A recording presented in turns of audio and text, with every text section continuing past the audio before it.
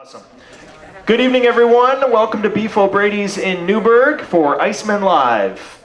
And welcome to those listeners online on EvansvilleIcemen.com. We are glad to have you as well. A busy week last week, finally into a new week now. We had 4 games in 5 days, and we'll recap those. We'll talk with assistant coach Dave Leger about the week that was.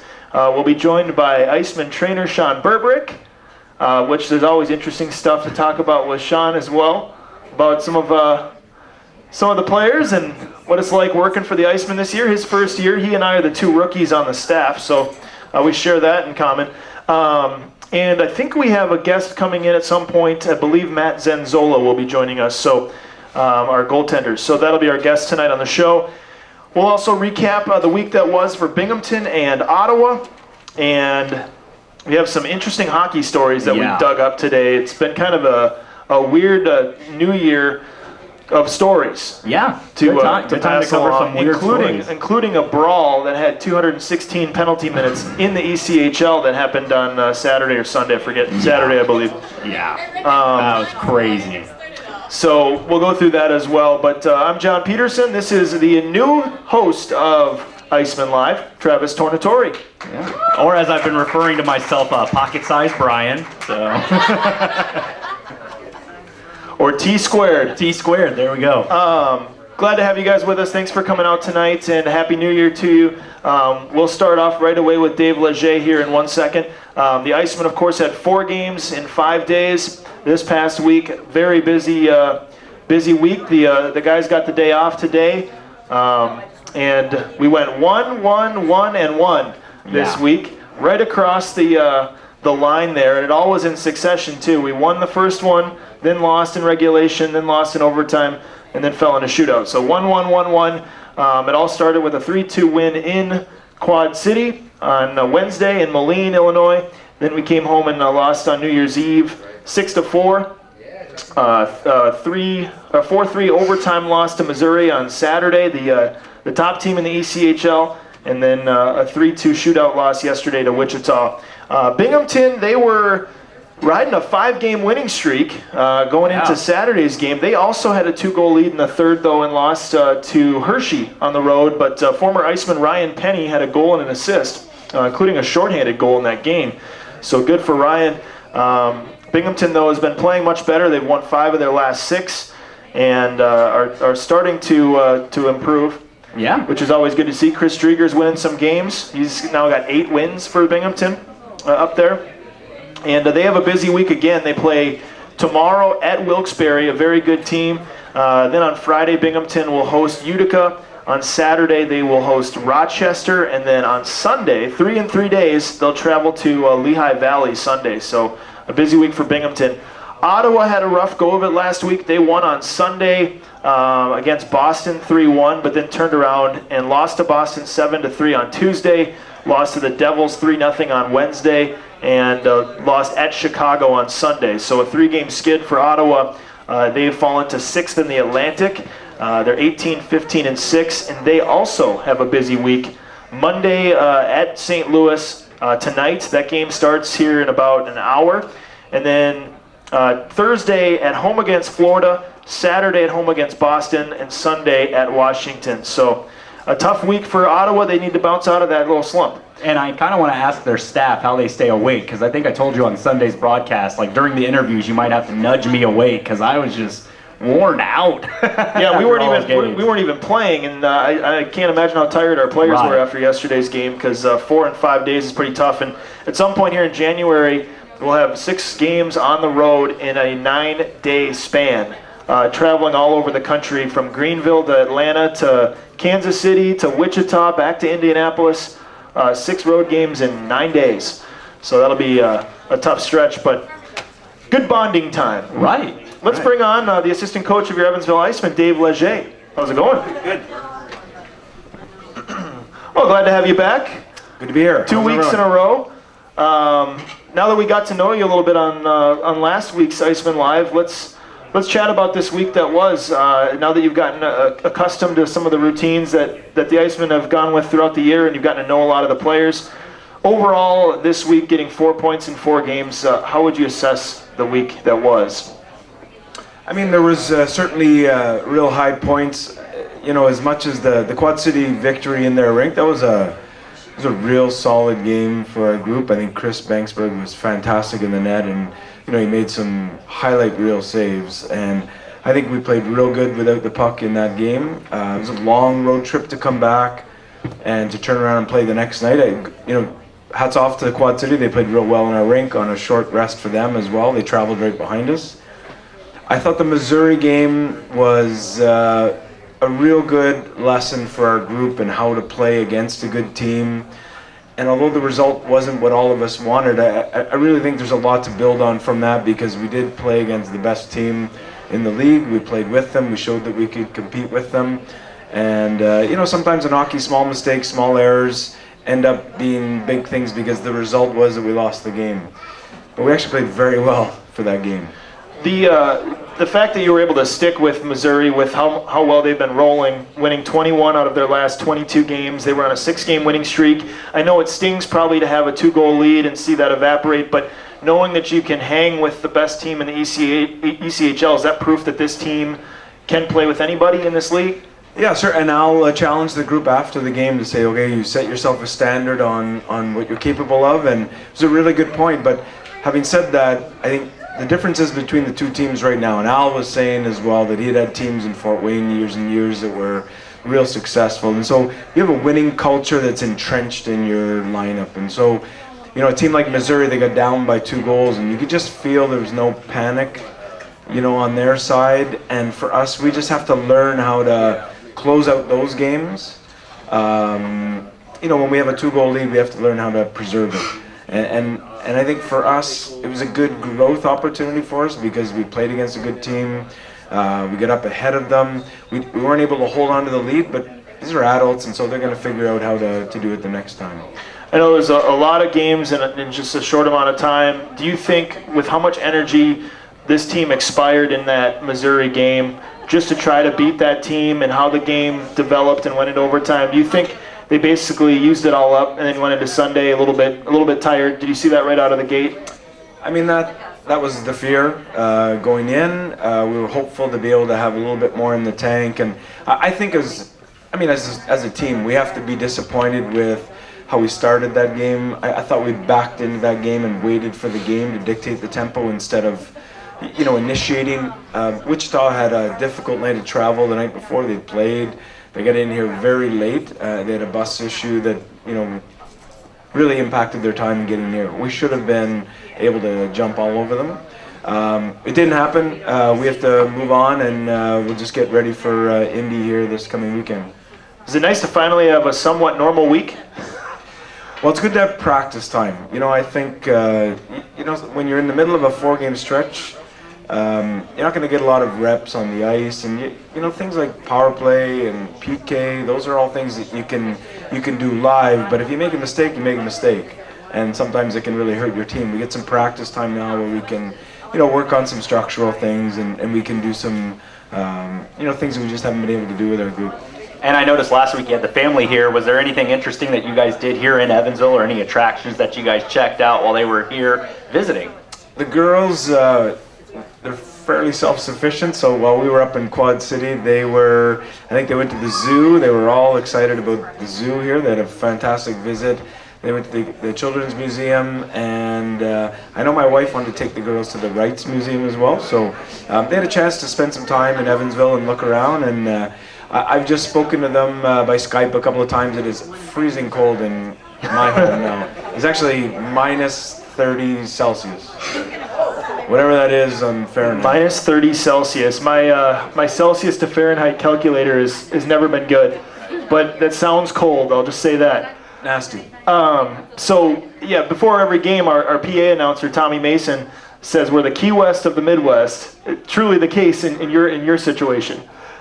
So does your family have any interest in coming back down here anytime soon? I know they're in school, I'm sure, and your wife's a teacher, correct? Yeah. So March break will happen around the 3rd, the 18th, 19th, somewhere around that in March. So we're hopeful that they can come back down for another visit. The girls had a fantastic time here. They were blown away with how friendly and polite everyone was, and I think for them, in contrast to being in Japan, it was nice for them to speak English with people. So. And now that the family's back home, what are you doing to keep yourself busy when we're not practicing or having games?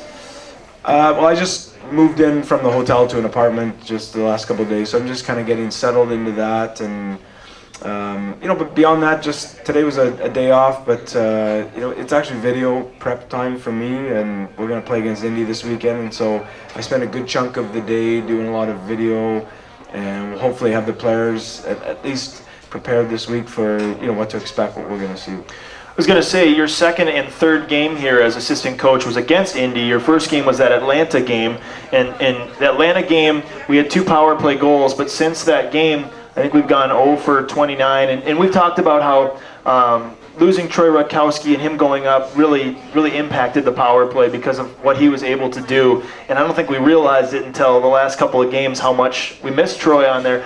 What kinds of things can you continue to work on in practice to try to get that power play back to where it was? Yeah, it's a hard thing. I mean, you talk to any coach, and the hardest thing to practice is power play, because you never actually get the stress that's mimicked in a game. Your PK is all excited to get on the PK because they're not on the power play. So in practice, it's real difficult to get any good rhythm. I think for West, we just want to make sure that there's no surprises in what the other team's PK is going to be all about. So we want to make sure that they've gone over and had some repetitions in practice of what they're going to see in the game, and then you just cross your fingers and you hope that we're going to be able to just execute when the lights come on. Is that the mentality in practice, is to have your penalty kill try to mimic what Indy does? Because they're very good on the penalty kill. You take their film and maybe have your guys try to play that same way, or is there something special that they do? In honesty, it's a delicate balance, because you want your players to really get entrenched in your PK and what you're trying to do. And then the same way you're trying to tell them, hey, well, actually do this forecheck, it's different than what we're doing, and do this D-zone, which is different than what we're doing. So it's a delicate balance, because you don't want your players to pick up bad habits. But in some ways, you still have to have them, run through the reps. And I have to ask this, because me and John didn't even catch this on Sunday. In fact, we didn't catch it until the board was held up at us. Did you catch any of the Thunder's coach being ejected from the game right before the overtime? No.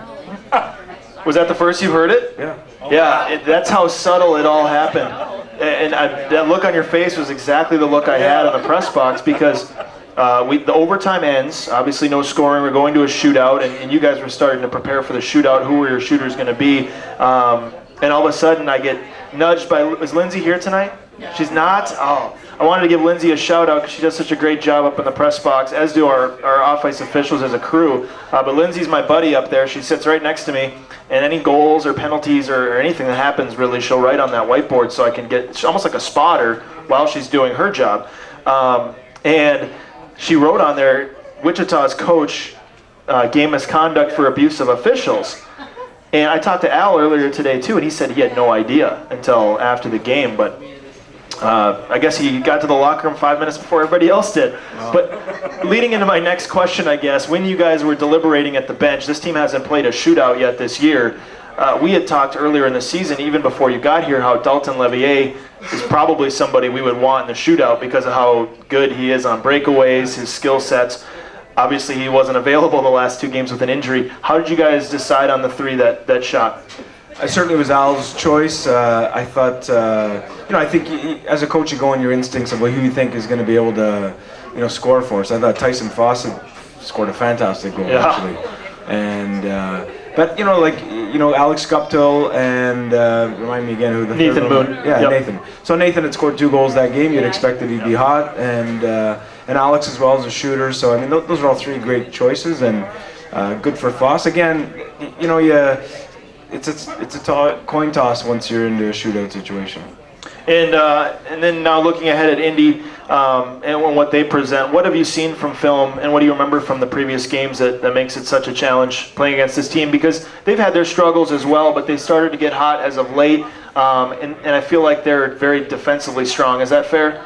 Yeah, I would say real sound. Wichita was a little bit unpredictable, hard to watch on video a little bit as preparation. Certainly the Indy goalie, Matt Caruth, can really handle the puck well, and he's not afraid to get out of his net to make a play. They have that one big line that really Yeah, the did a lot local of damage. line. Yep. But you know, when I looked at the goals that got scored against us the other game, it was really more our own doing than it was anything they did. So, you know, for us, we just want to make sure that we're sound without the puck. Playing good defense is something that is a step-by-step process. So we want to make sure that we're real good in our zone and we don't spend a lot of time in our zone. And you know, we were talking about some of your off-ice stuff. You've been watching a lot of video, but I remember last week you mentioned that you like to read. So I'm always looking for new books. Do you have any recommendations or anything that you're currently reading?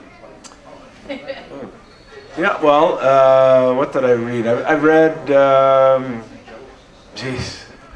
think I read the Mike Krzyzewski book a little while back. I think I read the Phil Jackson book not long ago as well, too. I like leadership books, anything to do with leadership or team building. I was going to say, where I came from last year, our coaches had a few books on the shelves, and I looked at them and I said, you guys aren't readers. You don't read. Their personalities, where I'm not saying it's the same as your personality. That makes more sense to me. But their personalities, I'm thinking, they're these like roughneck hockey coaches that are all of us, and they're great guys, but I'm like, you read? They go, oh yeah, read all the time. I read leadership books, and they've got all these different coaches' books on it. Do you get pointers from those books? Do you pick up things that... I think you pick up something from every book that you read, you know, and it's you don't always necessarily apply to your sport, but you know, the other book that I'm reading now is actually a book about the manager that was with the Cardinals for a long time. Tony La Russa? Tony La Russa. And so it's a book about, I think it's 3 days in August. So I'm just going, I have a Kindle, so I've got like 4 or 5 books on the go right now. But that's certainly one. It's just talking about, and his is interesting because he also talks in that he's a reader of other different leadership styles as well. And yeah, I think you can pick up anything. Every time you're standing in front of a group of adults or athletes or business people, you have to have a strong vision and you have to be able to convey and communicate your vision as well. So. I wanted to ask you one more question. I'll open it up to the fans. With how the week ended, obviously it's disappointing with the loss and a couple of overtime losses, but if you look at the grand scheme of things, we kind of expected going into the weekend getting 2 points out of 4 with Missouri and how good they've been and how tough they are to beat, and then Wichita coming in. I don't think we expected it to happen the way that it did, but we still got the 2 points. We still got 4 points in 4 games. Technically it's a wash. And the IceMen are only 4 points out of a playoff spot, picking up those 2 points with a couple of games in hand on Colorado. Are there a lot of positives that maybe aren't talked about just because I know a lot of people are upset with the fact that, you know, a few losses in a row at home?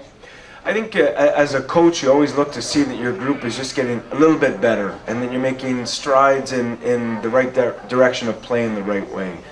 And I think we've seen that, John, in a lot of different cases. Certainly the Quad City game was a real good window of the kind of team we need to be when we play on the road. And I understand this, like I've only been here since we played 1 road game. So I understand the team has been fairly good on the road. It was a real good game that night. I thought it was a solid effort for all of our group. The only real disappointment for us, and maybe you can rationalize it with the fatigue, is yesterday's game. I thought yesterday was a missed opportunity for us. And the other part is I would say everybody realizes it was a missed opportunity. So the real measure of the weekend and the last 4 games success, I think, well, how we prepare for the Indy games this weekend, because it's going to be 2 tough games. It's getting an opponent. It's not such a difficult travel life for us. It's 3.5 hours roughly. So it'll be a big, strong test for us to be able to have a good week of practice and then make sure we show up this weekend. First experience on the sleeper bus? That's why I didn't sleep. So my lesson coming out of that is I'm going to sleep next time. There we go. Well, we'll have plenty of time when we go to Greenville, Atlanta, and back across the country to Kansas City and then Wichita. So that'll be a lot of time on that sleeper bus. Dave, thanks for coming down again. Thanks. Appreciate it. We'll see you. Yeah, I'm sorry, Dave. Questions from the fans. I jumped the gun. I was getting ready to talk to Matt next here, and let's hear it for Dave. Any questions for him? Questions? Yes. Yeah, I know that you work on the defense side. I seen where they didn't stay where they had to stay. Is that something that you're trying to work on in practice? What game were you? The Missouri one and mainly Just where I seen it at Quad City. It was the same thing. They didn't stay where they supposed to stay. and I wonder if you're working on that. So the defensive positioning, I guess, is the question. Yeah. Hockey's such a fluid, dynamic game. There can be movement all the time. Our preference is that we have certainly one defenseman as close to our goalie at all times. That's the preference. Sometimes it may happen where there might be two defensemen in the corner, in which case our low forward, which is usually our centerman, his responsibility is to have the front of net coverage. But it is such a dynamic game. Things can happen, and mistakes can happen where a player may fall or trip, and there has to be a player that replaces him. So it's not like football where you start with a scripted play and then it follows a script. Hockey is a little bit more dynamic and fluid, and it's our preference always to have somebody in front of our net all the time. And there are coachable moments too, like in the Quad City New Year's Eve game. I don't want to name names and throw anybody under the bus, but a defenseman stepped up to try to break up a pass through the neutral zone, missed on it, and the guy walked in on a breakaway and scored the game winner. You know what I'm talking about? He's a great guy, and he's continuing to work on his game, and he's a talented player, but it's a learning moment, right? It's a teaching moment for you? 100%. I think you have to look at the season as this arc where you're just trying to entrench habits, so that by the time you get into real critical games at the end of the year, like all those ugly lessons have been learned. and there are a lot of rookies on this team too. And I can tell you, once the player or once a mistake happens on the ice, the person that knows the mistake first is the player. And feels the worst about it too. 100%. I'm John Peterson, this is Travis Tornatore, and now joined by goaltender Matt Zenzola. Let's hear it for Matt. Matt, when I first met you, I told you how fascinating your story is. How you've made it all the way to the ECHL from Southern California, where there just aren't a lot of hockey players that you see in pro hockey, and you've made your way all the way up to this level without any major junior experience or college experience. What have you had to work on to get attention from scouts and from coaches and allow yourself to get these opportunities, and now you're here in Evansville? Well, it all started, I was playing junior hockey, and I met my goalie coach now, who I still have, and he kind of took me under his wing and directed me in the right way. He got me into the chances I need, got me to skate with the Anaheim Ducks, which was the biggest thing for me, and I got the chance with Ontario Reign a couple years ago, and then they sent me to the SPHL, where I played a year, and then they signed me the next year, and that kind of just went from there. You mentioned your experience in Ontario last year, and then this year you even started off the season in the Colorado Eagles training camp for a few days, and Nathan Moon was there at the time. Having experience playing against guys of this caliber, is it easier to step into Evansville when you're kind of thrown into the fire there right away when you got here? Yeah, I mean, every game is the same for a goaltender practically. It's just a speed increases a little bit, so just get a few skates in with the shots and kind of just get the adjustment down. And I have to ask, I've been to Southern California. Differences between Southern California and SO-IN, as I'll shorten it. A lot. Yeah, it's a long list. I don't want to get into that right now. Where is Menifee in regards to San Diego? Because on some of your bios it says San Diego. Obviously, I'm sure it's fairly close, but Yeah, it's about 45 minutes inland from San Diego. so it's a decent road trip. I mean, Yeah. 45 minutes isn't like Evansville where you can get from one end to the other in 15. Yeah, well, I played most of my hockey growing up in San Diego, so I kind of just went with that and kept it under. And you come to us from Pensacola, correct? Yes. Now I hear you're right on the beach down there in the Southern League. Yeah, we live on a little strip of land out in the water. Difficult leaving the beach, even though you get to come to a higher level and leave that. Because weren't you put up in a pretty nice apartments on the beach? Yeah, they're about $500,000 condos on the water. It was definitely difficult, but it's an opportunity. I'm young. I need to take every chance I can to move up. To be fair, explain why the condos are so nice. Because you were mentioning to me that aren't they owned by somebody who just leaves during the hockey seasons? Yeah, they're owned by season ticket holder fans. They're rented out during the summers and stuff. So during the off season, they're not rented. So they give them to us, and we get to run wild in them. Got your first career win was it your first start in Toledo? Was that your first career start? Yes. And you won that game. Do you still have that puck? I did not get the puck, unfortunately. But Whose fault is that? I don't It's know. not your fault. Someone else usually picks that puck up. Yeah, I guess the guys just didn't want to get for that game. Unbelievable. But how did that feel to step into action on the road? And you probably weren't even aware of this, but Toledo had won like 9 out of 10 games at the time when we went there. Obviously, we were trailing 2-0 in that game. Team comes back and wins. What was that feeling like for you? It was a great feeling. It was a battle by everybody. I was a little shaky to start the game, and they got up on us, and the team battled back, and I just held down the fort, and it was a great win. I'll remember it forever. So I have to ask, who do we have you with? Who are you rooming with right now? I am with Dalton Levier and Cujo over there. Ah, Cujo. I like it, Cujo. So who's the cook? Who cleans up the most? Who basically takes care of you guys?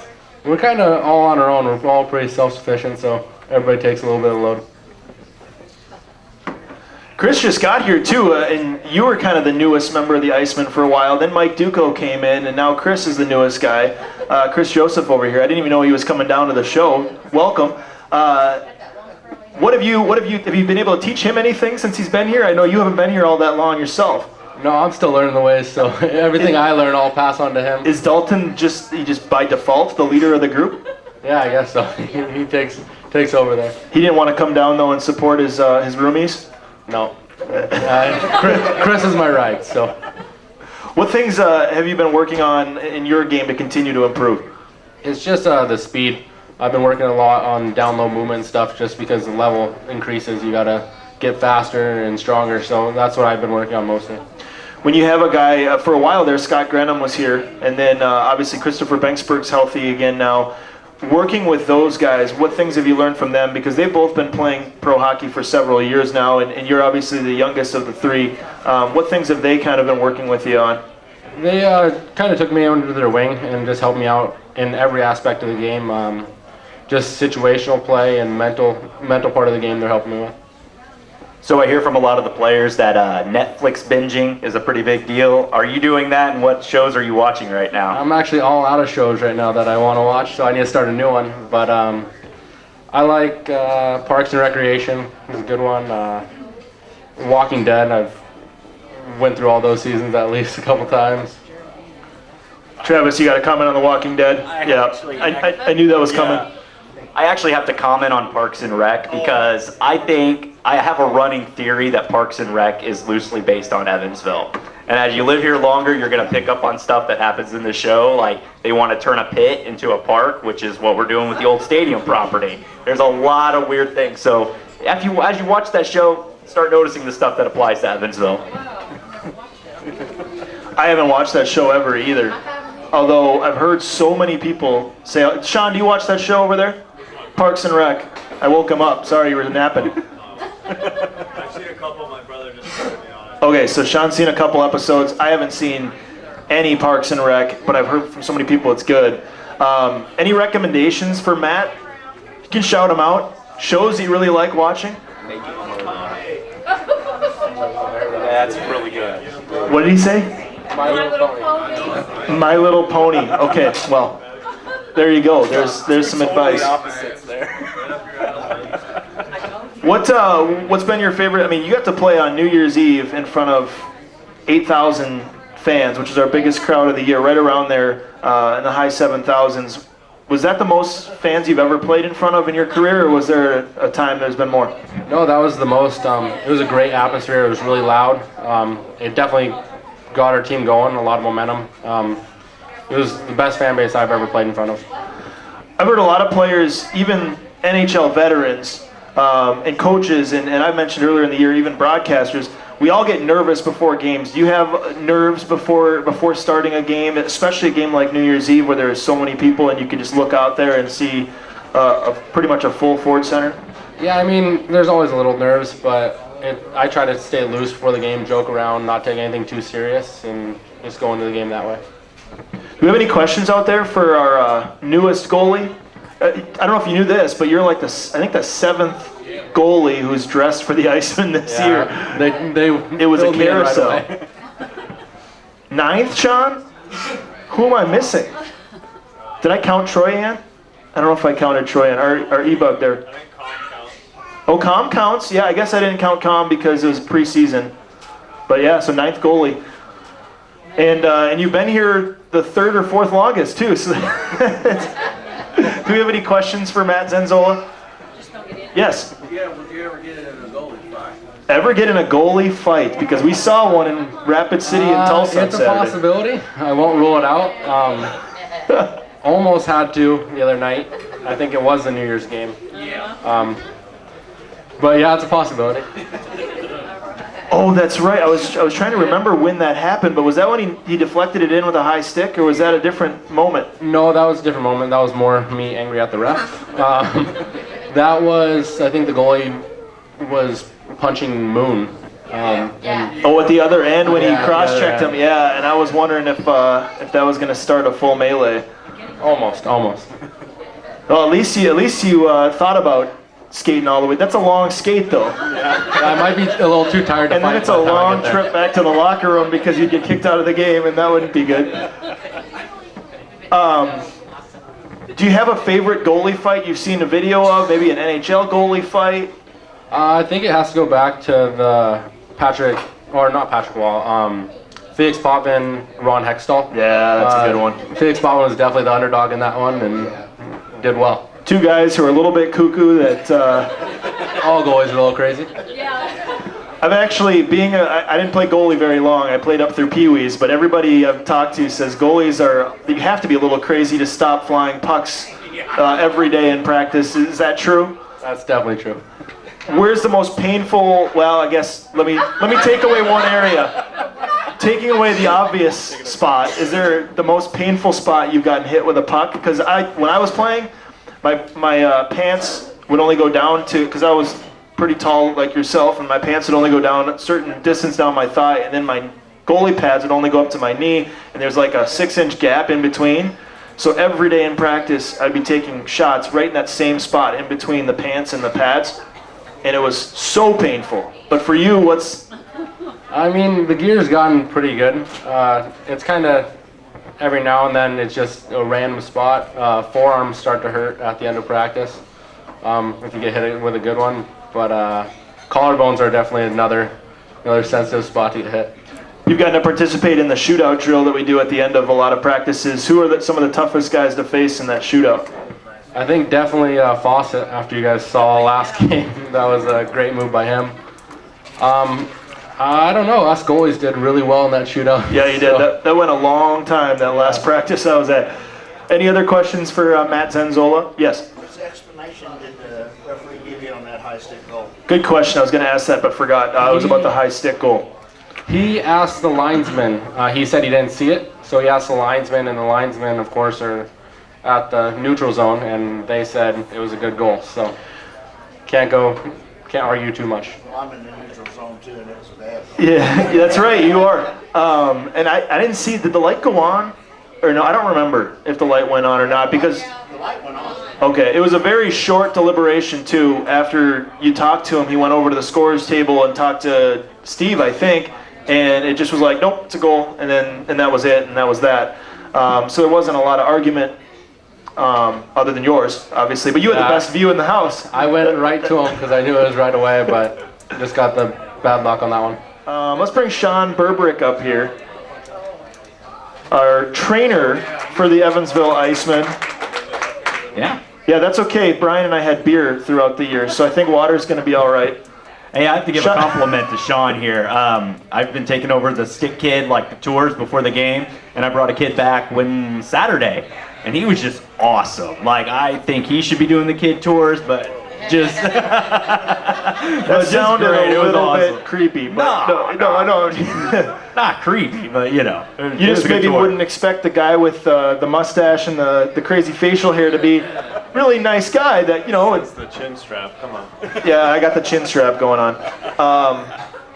Sean and I give each other a hard time. It's easy. It's natural since we spend so much time on the road. Obviously, we're roommates on the road, and Like lineys, Peter. we're like line mates. Like Fawcett and Weidman and Levier have been on the same line forever, or Moon and McDonald and Sims. It's me and Sean, defensive pairing maybe, more so. Sean, first year with the IceMen, we're both rookies, but it's not your first year as working in a hockey environment as a trainer, right? Right.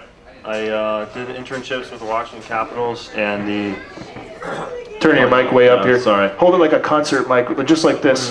There we go. Feel really weird. There we go. I'm gonna rub on my mustache. Yeah, I did internships with the Washington Capitals and the Charlotte Checkers. Yeah. Great story, Sean. Well, I don't know what detail you want me to. Okay, so when I was in college, every time I had like a long break from school, I would run home and then just email the trainer with the Caps and say, hey, can I come in and get some experience? And he was always really cool about it. Just said, yeah, come on in. And so probably 2 or 3 winter breaks in a row. Anytime they had a practice at home or a home game, I was there. And then spring break, they do a development camp in the summers that I did.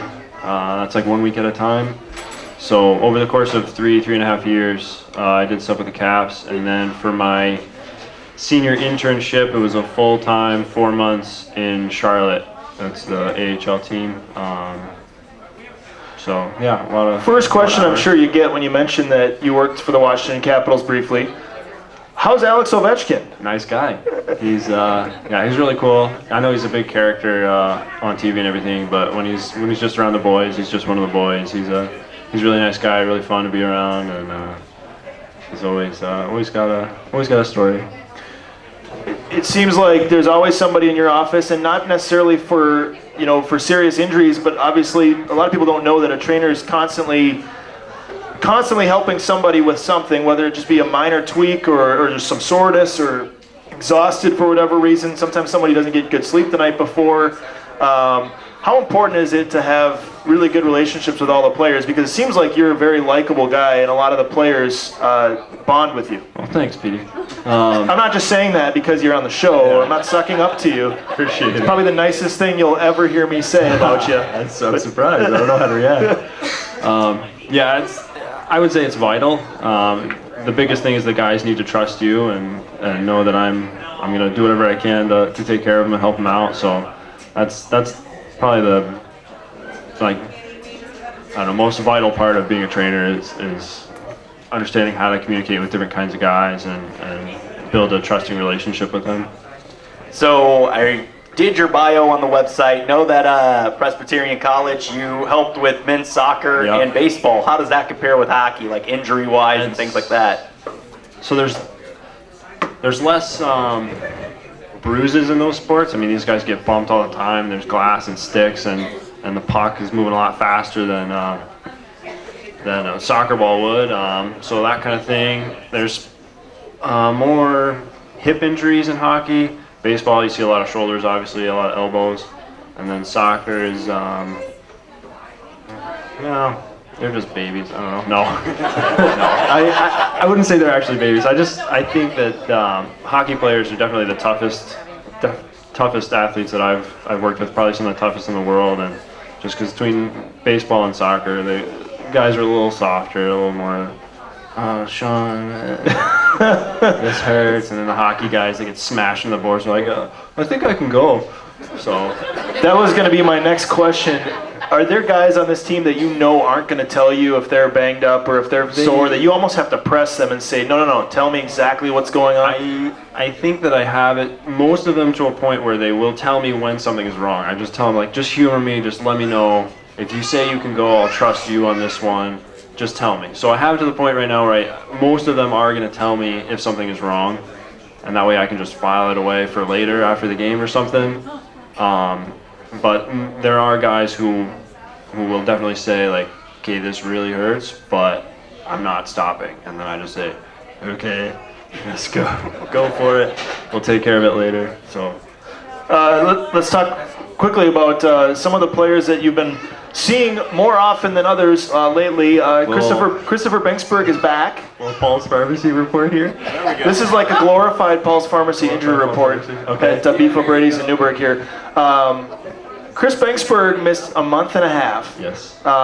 Slow progressing from his injury in Wheeling, and came back and had that performance against Quad City, which was unbelievable. Maybe one of the two or three of the best saves I've seen in a long time. I still haven't seen the. You haven't seen the highlights yet? Well, I saw. Yeah, I didn't watch the highlights, and I didn't see the. I guess it was a glove save. The second one. The second one was a glove Yeah, save, somebody- and everybody in the building thought it went in. Somebody knocked over my box of smelling salts, and I had to bend down and pick them up. And then I hear, "Ah!" I was like, "What?" I missed it. I didn't get to see the highlights, but I saw the toe save, and I was like, "Yeah!"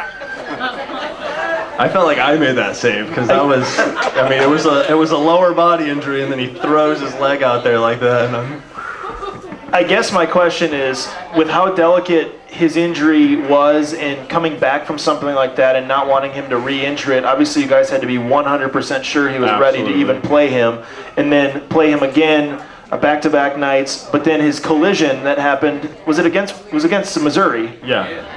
and of course we all gasped because it looked so similar to Cody Reichert's collision, Yeah. same side of the net, same side of the ice, everything. How much concern when you jumped over the boards and ran out there? So when he immediately, my first thought, I just was having a flashback to Reichert because it was same exact spot. I saw him on his back. I saw him just lying there, and then he takes his helmet off, and oh, here we go. So my initial thought was, it's the same thing.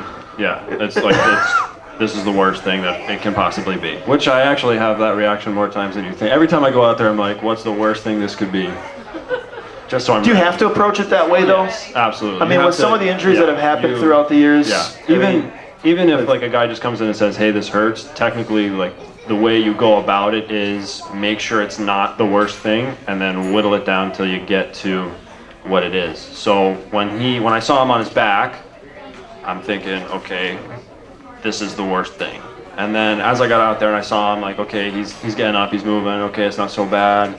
And I saw I think his leg kind of got taken out from under him. I think that was one of the things. So now I'm thinking, okay, lower body injury.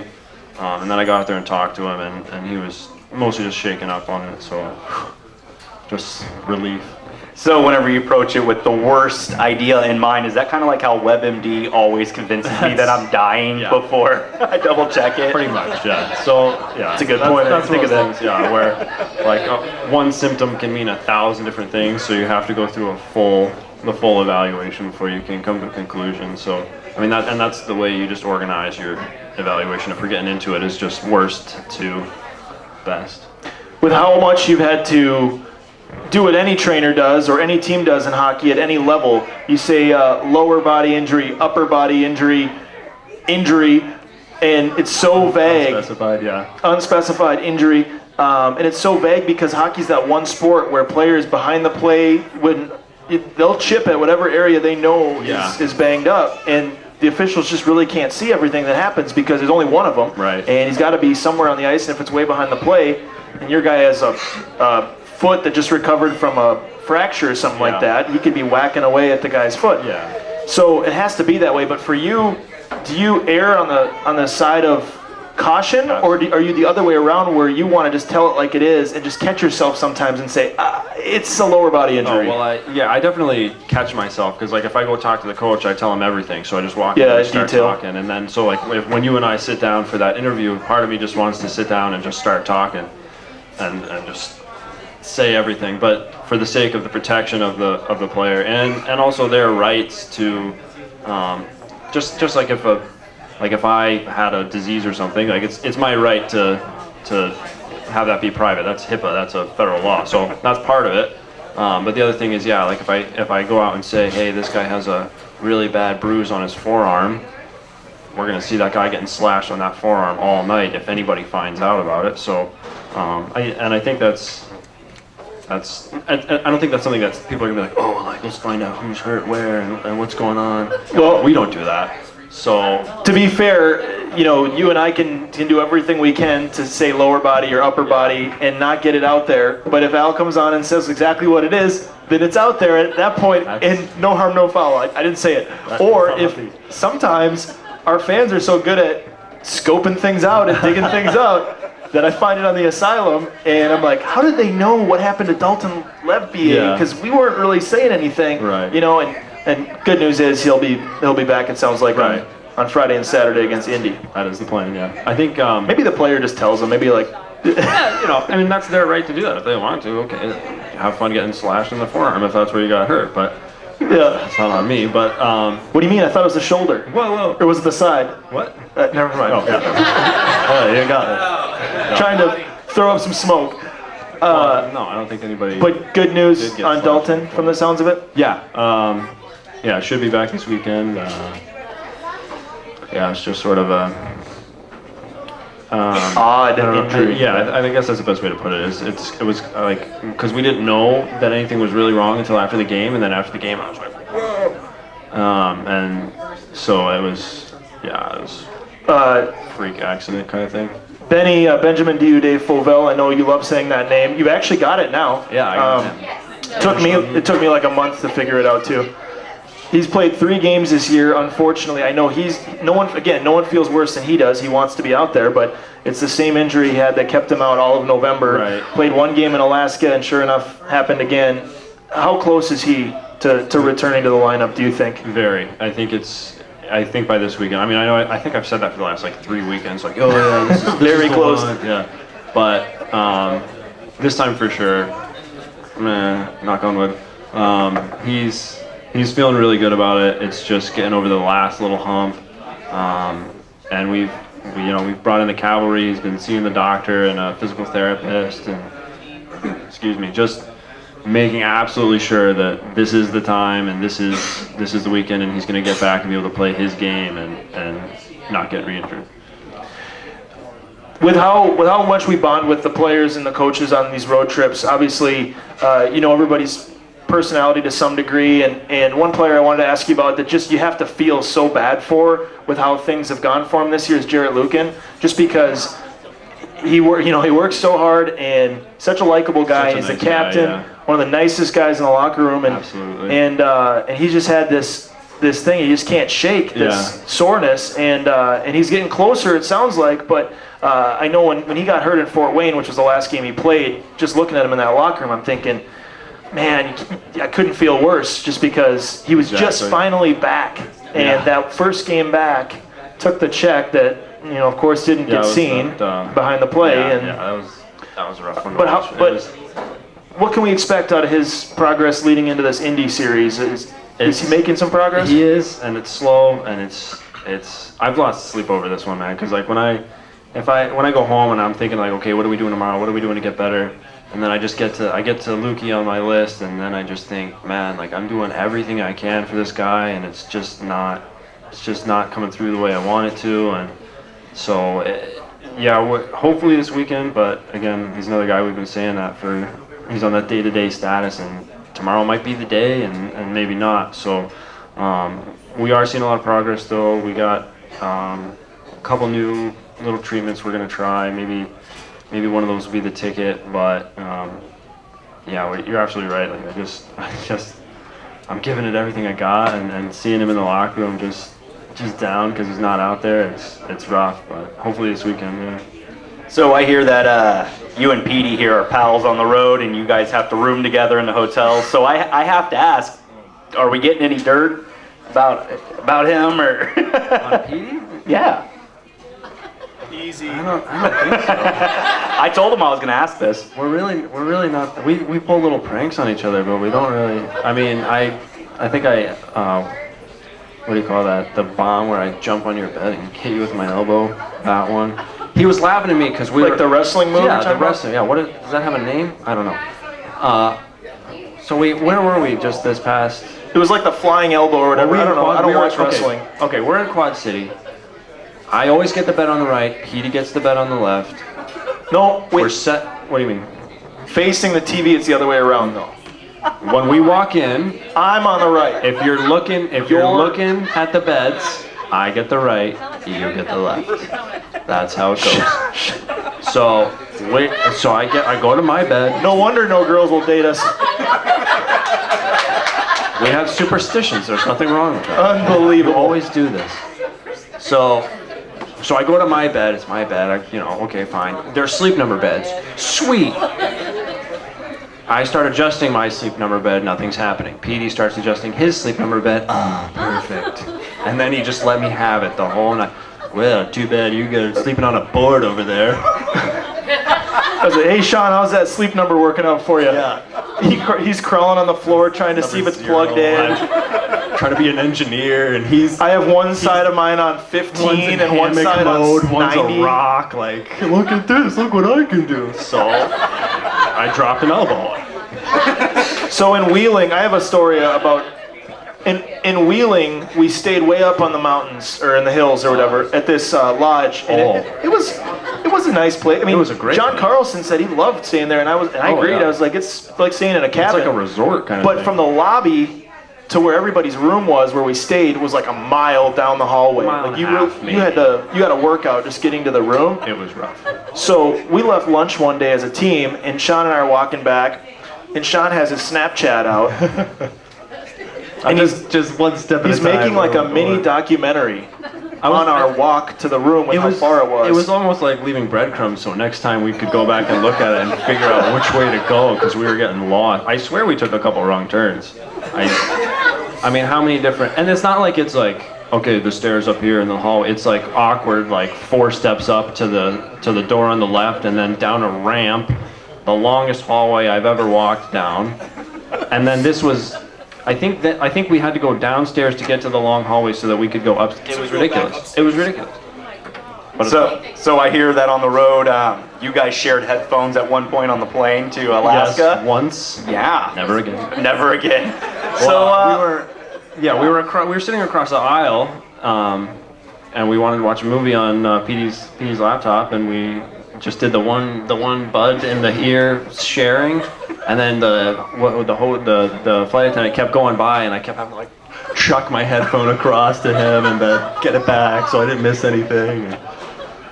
To be fair, I think the flight attendant was like, she knew that we were a hockey team, so I think she was walking down the aisles like, oh, okay. Oh, maybe they need more water. Oh, yeah. Oh, maybe they need more pretzels. Well, I think she oh, was maybe, doing it to make us angry. Maybe we can just talk to them for a while. Yeah. Maybe. Oh, so they're like walking up and down the aisle, and we're sitting here trying to like watch this movie. They were doing it on purpose, because it must have been 10, 11 different times in a half.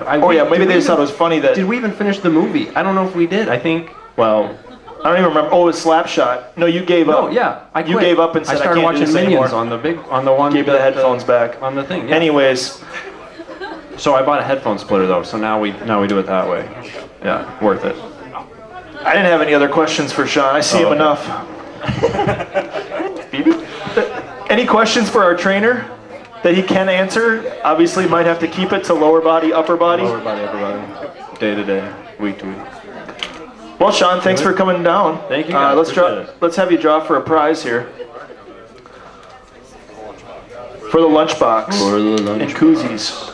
2, 4, 6, 4, 5, 5, 5. Come on down. You would never make it on Price is Right. Anybody?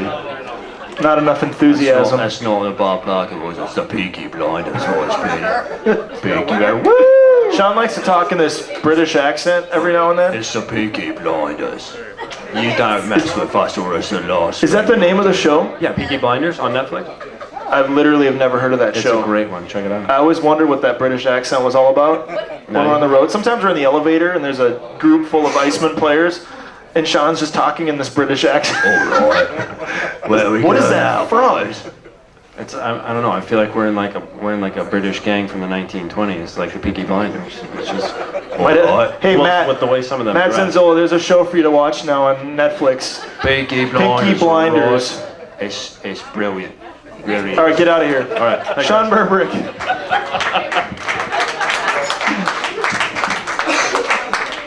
Whew, how do we continue after that? Right. Always a pleasure talking to Sean, because usually it's about a 1-minute conversation, but that one was, I think, with 20 minutes. New record. And here I was when he got hired. I thought he was a quiet guy. I had no clue.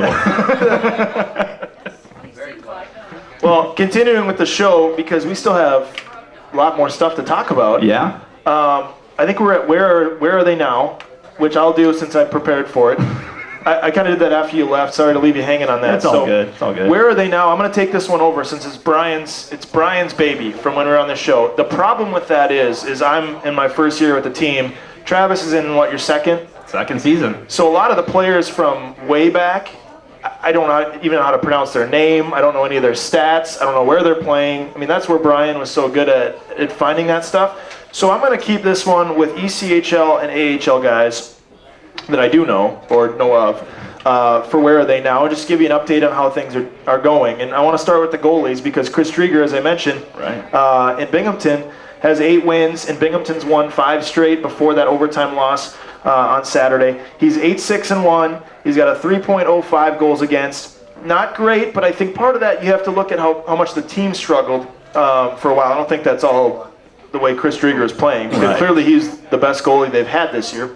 And a 90.5 save percentage. And he got the call up to Ottawa and got to appear in another period of hockey and didn't allow any goals. He has 0 goals allowed in his entire NHL career so far, because last year when he was called up, he didn't allow any goals. So That's impressive. So hopefully he gets the call up again. I know Ottawa's kind of been struggling lately, but I don't think they're going to make any moves with Hammond or Anderson unless there's an injury again. But I would think Drieger's probably got to be that first option that we get called up. I know they like O'Connor simply because they invested so much in him to come from Boston University in the offseason.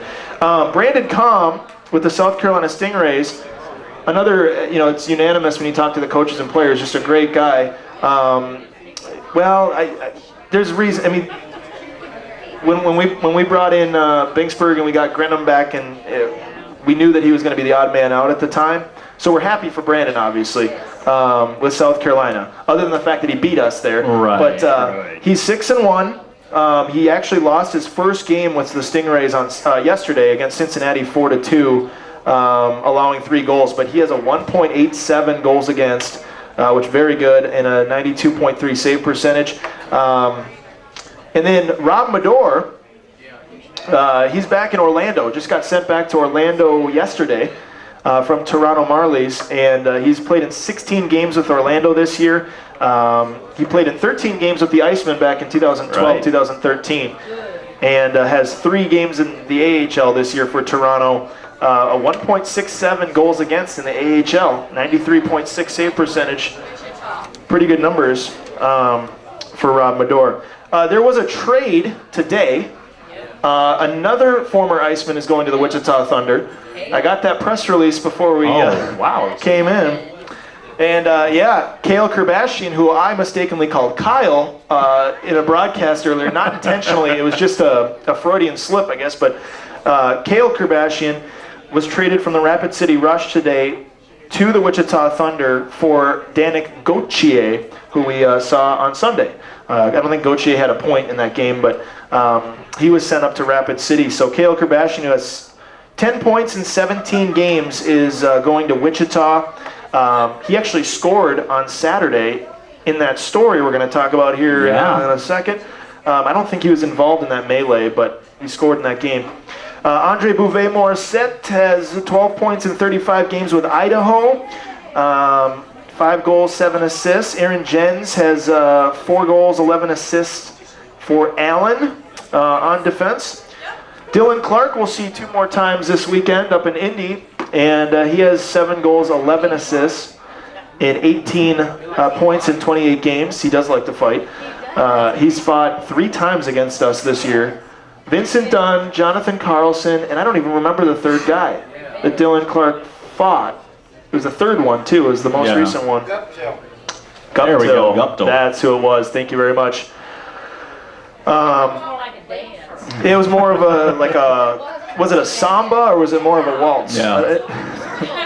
To be fair, they couldn't, Guptill was trying to get that arm free, and it was just, he was tied up, he just couldn't get free.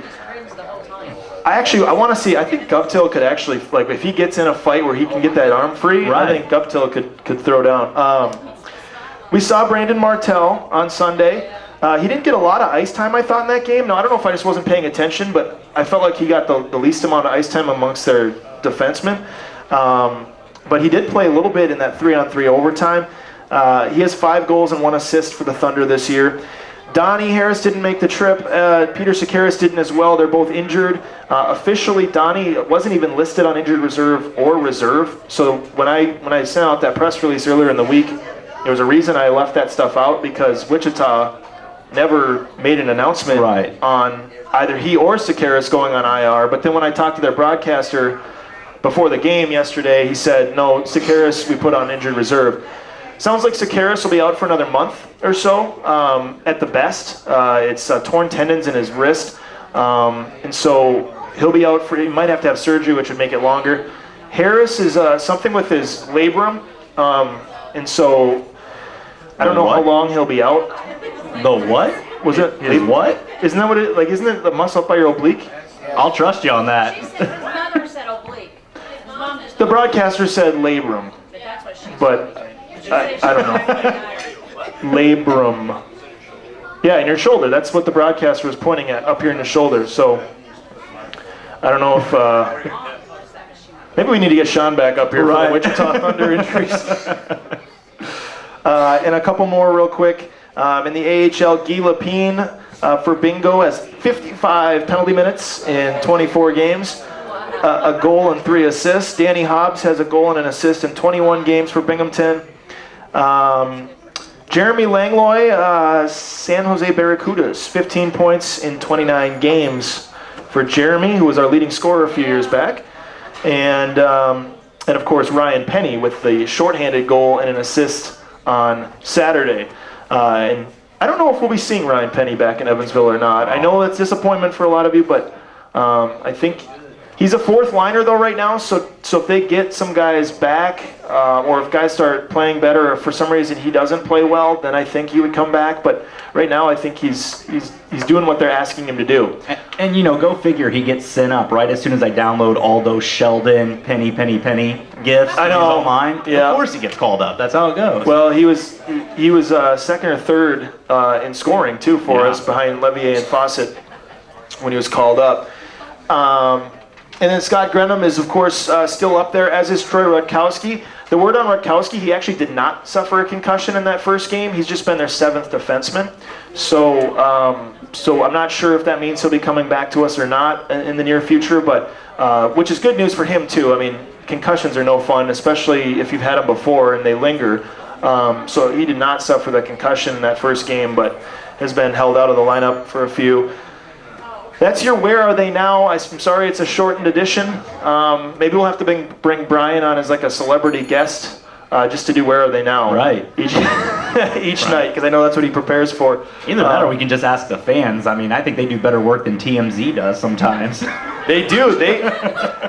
You guys have a way of finding stuff out. And sometimes I just wonder, I'm like, how did they figure that out?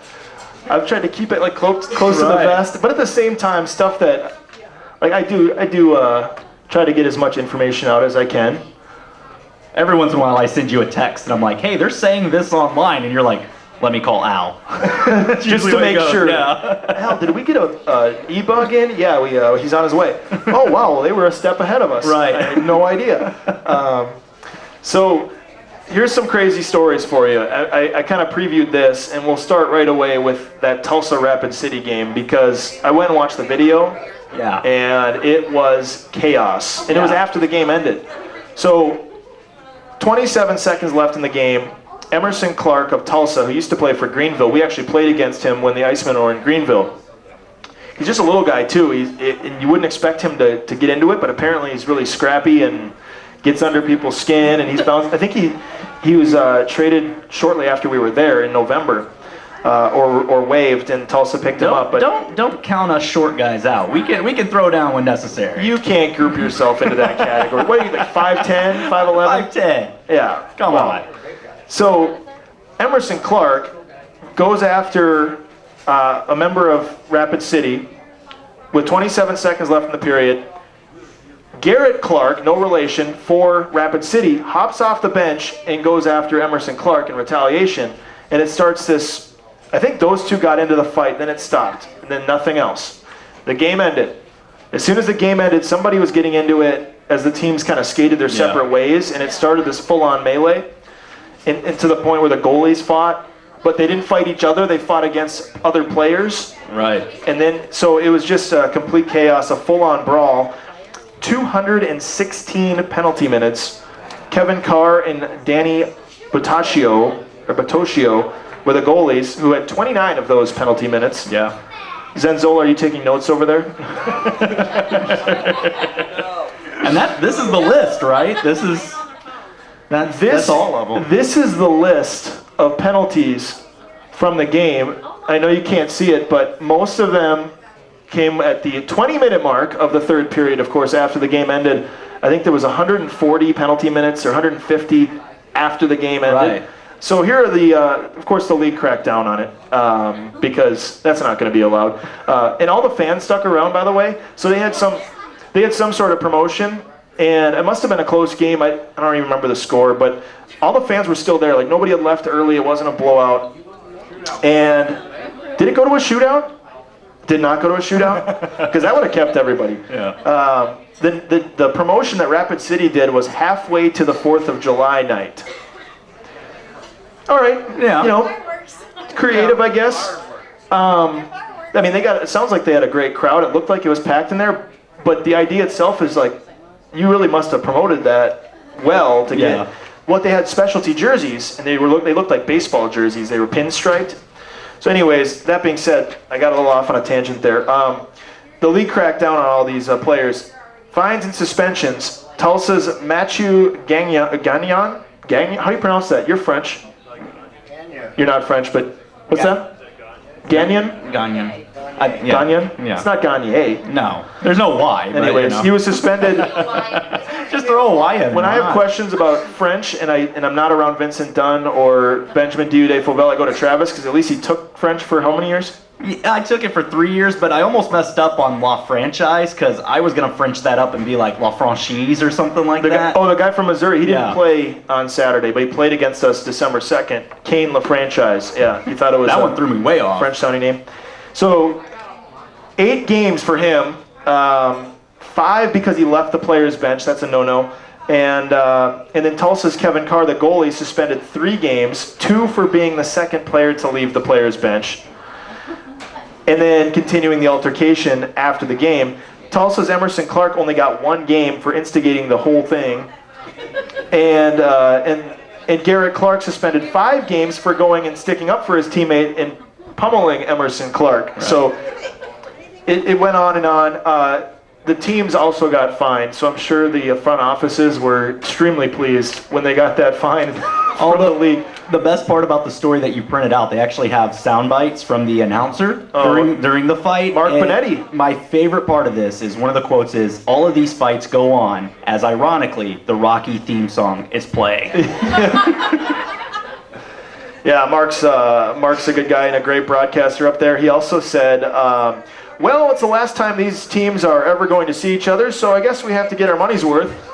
Might as well. I thought that was pretty good. And this one, like you said, it went viral. I actually printed this off as CBS Sports. That's actually how I got it was the on story. Yahoo, on Puck Ducky. It was on Hockey News. It was all over. Yeah. Speaking of huge brawls, the National Women's Hockey League, which is gaining a little bit of steam with help from the NHL. I think they even had an outdoor game at Gillette Stadium on the Winter Classic. There was a huge line brawl, not as big as the Rapid City Tulsa one, but after the Connecticut Whale New York Riveters game on Sunday night, Connecticut won 6-1 to improve to 9-1-0. But with the game out of reach, it was 5-0 in the third period. Things got a little heated when Connecticut forward Danielle Ward collided with New York netminder Jenny Scrivens. New York captain Ashley Johnston then took exception to the contact and let Ward know about it. But then, after the words were exchanged, Michaela Long came in and checked Johnston to the ice. Just cross-checked her straight to the ice. And of course, the melee started, and there was like 12 or 13 players in the corner just throwing punches. It got out of hand. So, the end result, Long was ejected after receiving 5 minutes for charging, a minor penalty for roughing, and a game misconduct. And Johnston, for her part, was handed a minor for roughing. That was it. Wow. Those were the penalties out of the whole melee. Not the best women's hockey fight I've seen, though, Travis. When we were preparing for the last Olympic Games, there was like an exhibition game between the United States and Canada up in Grand Forks, North Dakota. And you can find this on YouTube, I'm sure. But there was a huge fight in that game between the U.S. and Canada women's teams, and it's very entertaining. All right, Moving on from the fights. Gives a whole new meaning to fighting like a girl, so Hey, can appreciate that. Hey, the Lamoureux twins for Team USA, I would not want to fight them. They could. Yeah, I know some hockey players that scare the heck out of me on the women's game. I would not want to fight. Very tough. We have a different story not related to fighting, so if you don't like fighting, then now you can tune back into the show. Canada failed to make the World Junior semifinals for the first time since 1998. Now, the U.S. lost today too, so I'm a little bitter about that. Right. The U.S. lost to Russia, and Finland beat Sweden in the other semifinal. So Sweden, Canada, and the U.S. are out, and it's Finland and Russia for the gold medal. And then the bronze medal will be Sweden and the United States. But Canada was knocked out by Finland in the quarterfinals for the first time since 1998, and that was pretty shocking when I read that. It was a 6-5 loss, and so a lot of questions are being answered about that one. Do they still put a hockey game on the back of their $5 bill? Is that still standard? In Canada? Yeah. That's not a joke. That actually is a real thing. There is kids playing hockey on the back of their $5 bill. Yeah, that's how much. We should have. Oh, It is yeah, pond hockey? Yeah. I was going to say, we should have read this story when Dave Leger was still here, because we could have asked him about it, but I didn't want to bring up a sore subject. Well, the reason I got that bill was because I was dating a girl that was Canadian. She had just come back home, and of course, we go to buy food and stuff, and all she has is Canadian money, and I'm like, sorry, they don't take your play money down here. We take real money, so she gave me the $5. How'd that work out for you? Oh, we were always trading jabs about Canada and the U.S. It's all good. Wow, I did not know you dated a Canadian before. Yeah. But you lucked out with Natalie, so Yeah, right. So it all worked out in the end. No visa issues. Insulting her currency. Yeah. 5 reasons the Winter Classic ratings this year hit an all-time low for NBC. I didn't realize the ratings were that low, because everyone I talked to was like, are you going to watch the Winter Classic? Well, yeah, I'm going to sit on my couch and watch the Winter Classic. For some reason, the ratings were super low. Travis, you want to take us through it? Well, it appears that their ratings were low actually because they were up against 2 college football games at the same time. So they actually had a number of factors. Of course, Canada just not drawing in the viewers because those viewers don't count towards NBC's total goal. And since one of the teams was Canadian, that also played against it. Your Montreal Canadiens were playing, and that's why the ratings were down. So thank you for that. And like I said, there was competition from the college football games, and then the game itself. The it wasn't all that exciting of a game, right? 5-1, unless you're a Canadiens fan. yeah. And of course, those viewers didn't count that were in Canada, so that's why the ratings were kind of down here. My favorite thing about the game, though, Travis, was the goalie who won it is an ECHL ECHL goalie, Mike Condon, who was the My Grey Group alumnus of the month back in October. Started his career with Ontario and Wheeling in the ECHL. Now the goaltender for the Montreal Canadiens with Carey Price out.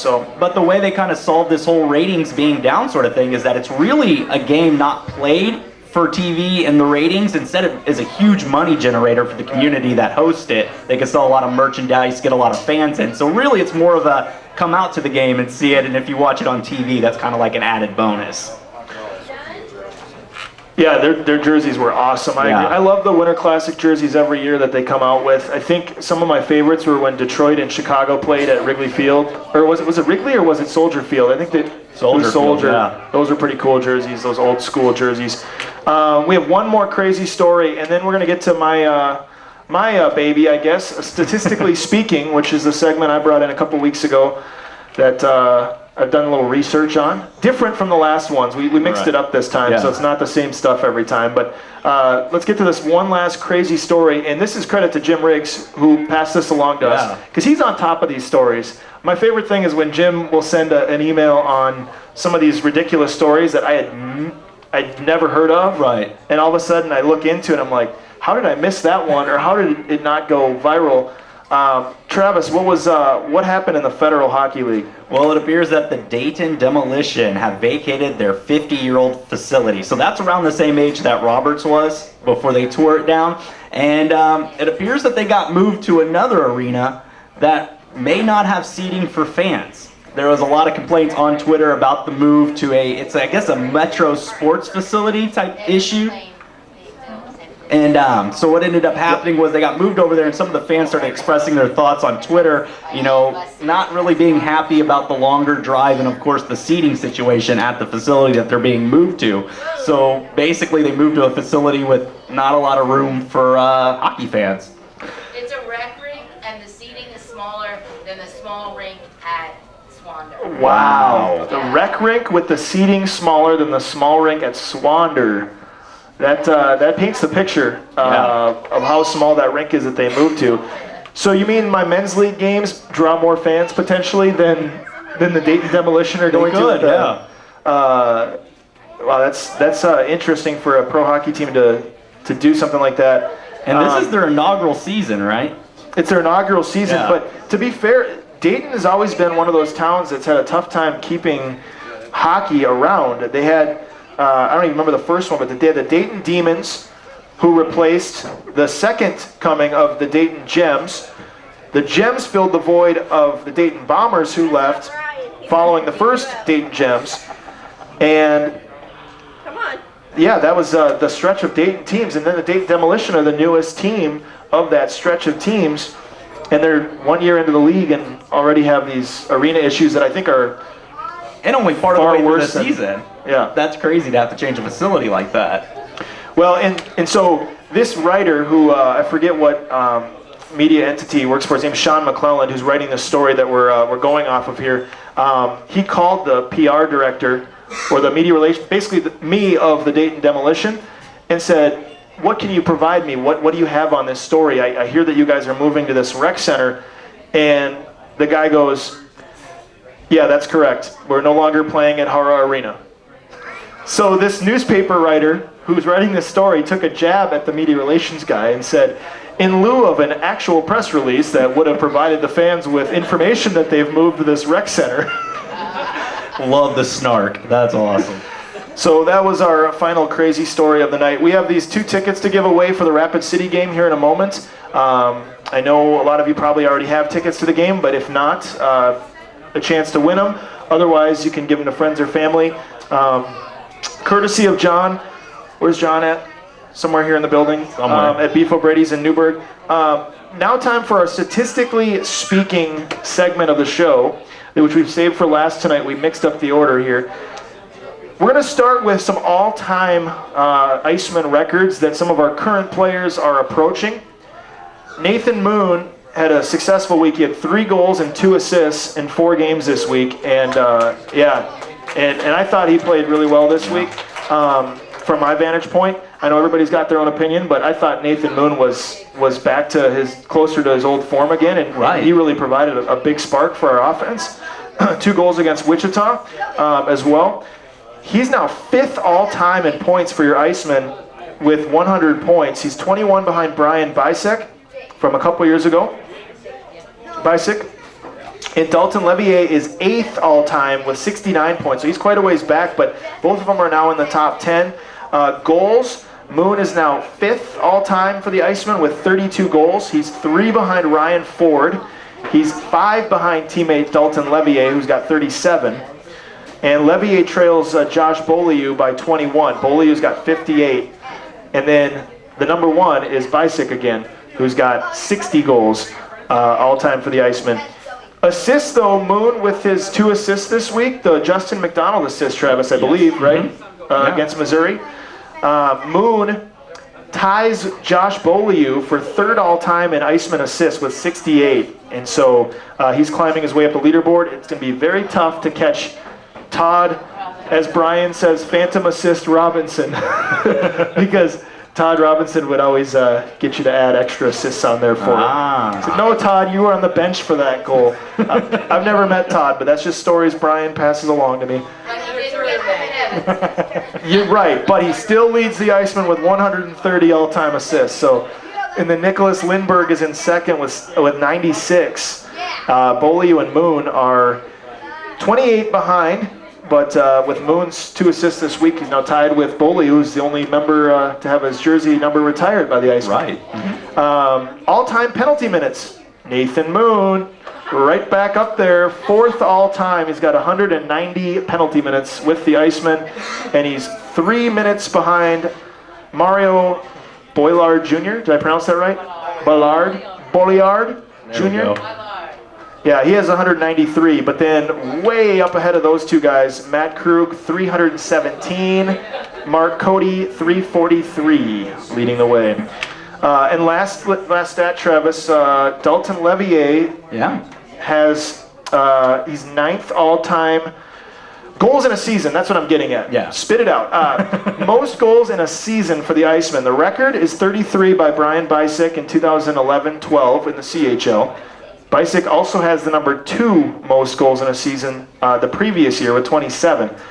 Dalton Levier is in 9th. His 22 goals 2 years ago when he was with the IceMen last are 9th. Tyson Fawcett is now climbing up the leaderboard. He's got 16, and he's 7 back of,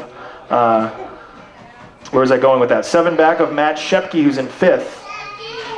And so Tyson Fawcett, Dalton Levier has got 15, so he's 7 away from his previous high. From 2 years ago. So Fawcett's 16 goals, Travis, are 2nd now in the ECHL. Right. Derek Nesbitt.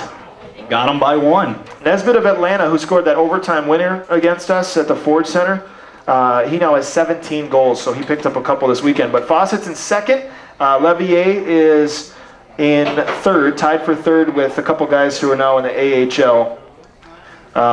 So 2 of the top 3 for the Evansville IceMen in scoring. I'll let you take us into the next one. All right. Well, I didn't know what page you were on. That's why I'm up here like flipping around. I've been jumping around. Let's go to the rookie leaders because I know all right, let's one that snuck up on me. I didn't realize this one. The Justin McDonald one. Is that what we're talking about? I didn't realize Justin McDonald. He is now 4th in the league for shots. Amongst rookies. Amongst rookies with 89 shots. So he gets a lot of shots on goal, provides a lot of offense for the IceMen. Had that real nice goal against Missouri in the first period. If you blinked, you missed it. And technically with John McCarron from Wheeling playing up in the AHL now, he's 3rd behind Matt Willows and Michael Kirkpatrick. McDonald's only 5 shots away from the active leader as amongst rookies. So. And then Alex Weidman is still tied, even though the IceMen have struggled on the power play as of late. Weidman's tied for the league lead in power play assists. That just shows you how good he was going there for a while. He and Rutkowski both were killing it on that power play. Weidman had 7 power play assists, tied for the lead amongst rookies with Justin Crandall of Reading. Home and away records, Travis.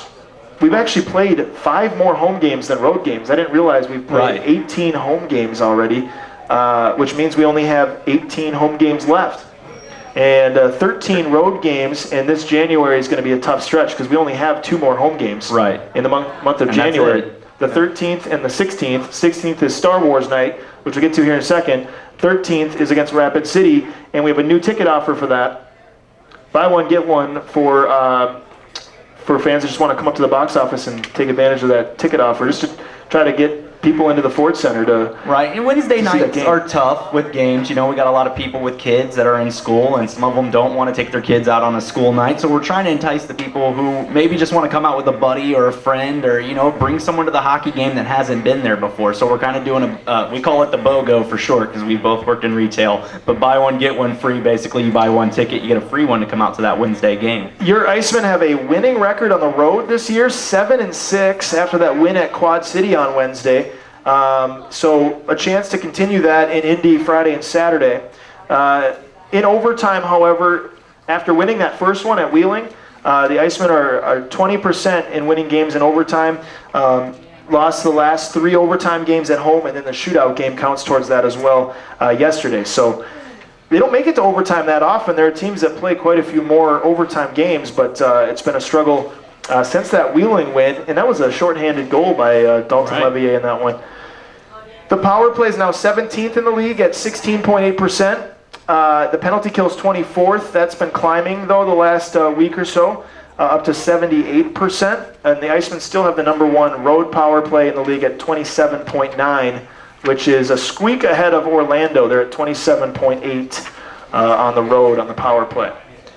One thing that also snuck up on me, Travis, that one. Oh, yeah. We looked at that today and we're thinking, Yeah, we had to double check it. I didn't realize the Icemen are 5th in the league in shots on goal per game. 31.61, so they're getting a lot of shots on goal.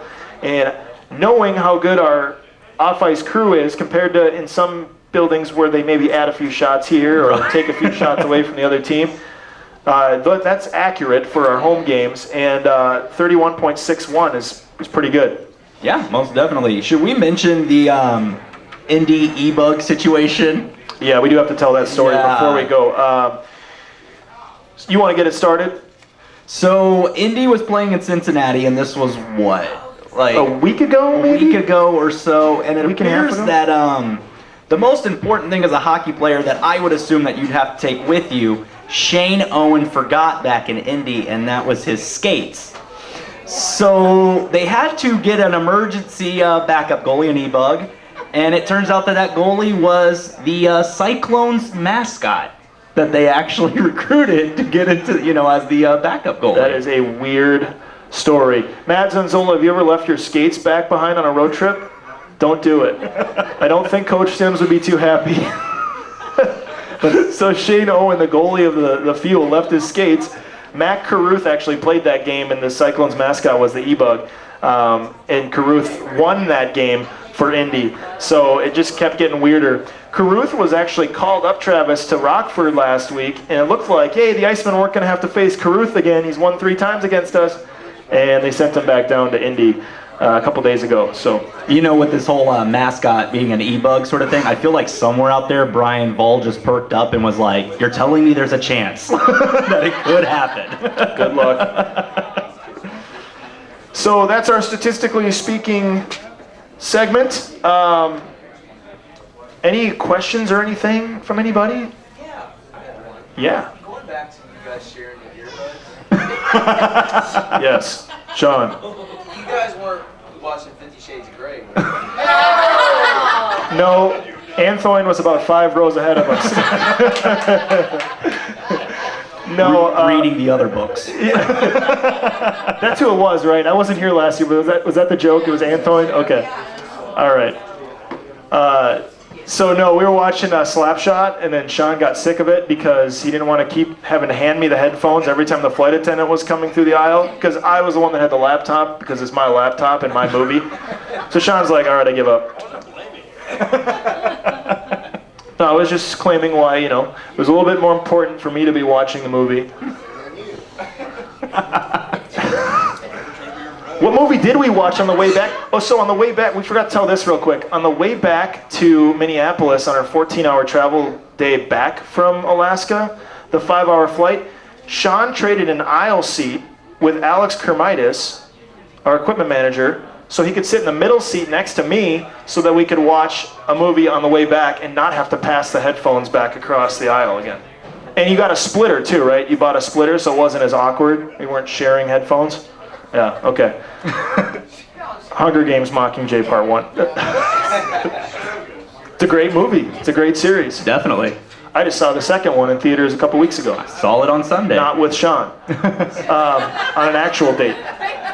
Yes. I was wondering, when you watch a movie on your laptop, you designate a seat, and does it depend on whether you're looking at the laptop or standing behind it? Is it like the beds with the laptop?